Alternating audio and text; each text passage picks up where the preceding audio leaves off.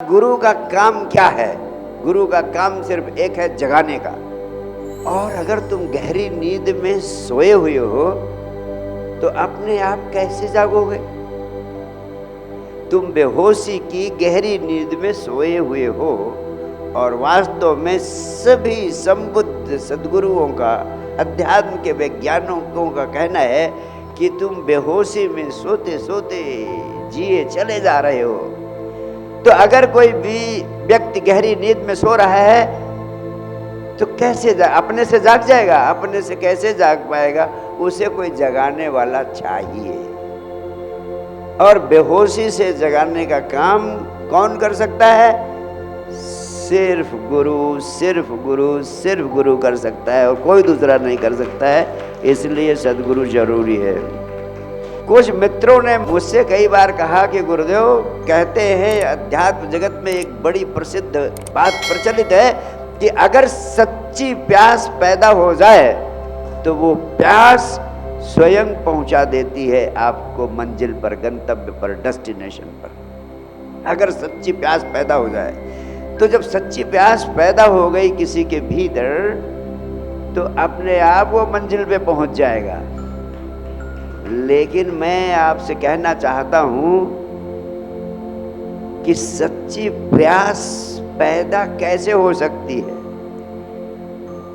गुरु के बिना सच्ची प्यास पैदा ही नहीं हो सकती है तुम्हारे भीतर, क्योंकि तुम तो इस भौतिक जगत की चीजों में ही उलझे हुए हो। अध्यात्म जगत की प्यास, जिस लोक को तुमने जाना नहीं, जिसका कोई अनुभव नहीं, वो भीतर के जगत का आनंद, उसकी प्यास तो तभी पैदा होगी जब तुम सद्गुरु के पास बैठोगे। तुम्हें लगेगा कि आखिर गुरु कोई ऐसा व्यक्ति है जिसके भीतर कुछ अलौकिक है। वो प्यास केवल गुरु ही पैदा कर सकता, गुरु के बिना प्यास पैदा ही नहीं हो सकती। गुरु का काम बड़ा कठिन है। अगर आपको भूख लगी हो तो भोजन दिया जा सकता है और आसानी से आपको तृप्त किया जा सकता है, लेकिन गुरु का काम बड़ा जटिल है। पहले उसे आपके भीतर भूख पैदा करनी पड़ती है। परम आनंद को पाने की प्यास पैदा करनी पड़ती है। ध्यान जरूरी है, ध्यान करने की प्यास पैदा करनी पड़ती है।